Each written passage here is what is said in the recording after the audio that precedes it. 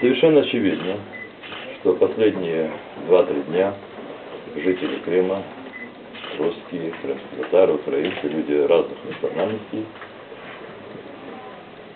оказались совершенно в иных, для них непривычных условиях. И эти условия вселяют каждого человека, сейчас находящегося в Крыму, тревогу за свою семью, за своих детей.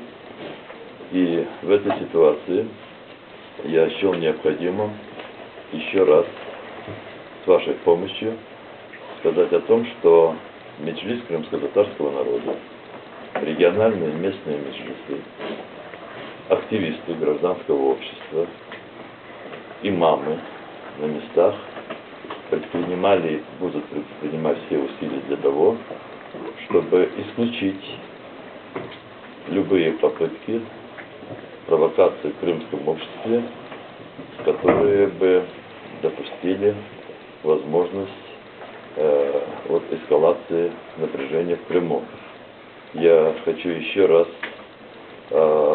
заявить о том, что нашей главной сегодня задачей является то, чтобы граждане Украины, проживающие в Крыму, вместе со своими соседями, независимо от национальности, по всем местам проживания, сохраняли спокойствие, вели привычный им образ жизни, не допускали каких-либо акций, либо действий, которые могут другими расценены как агрессия или как проявление недоверия, угрозы.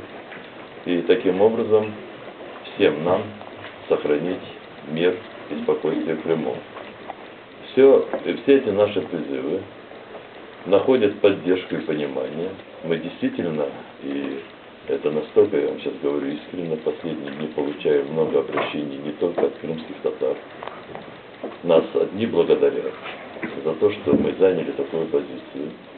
Другие, которым еще она неведома, наша позиция, они просят о том, чтобы мы исходили вот из таких именно действий. Некоторые предлагают новые формы, которые с их точки зрения могли бы укрепить доверие между людьми разных национальностей.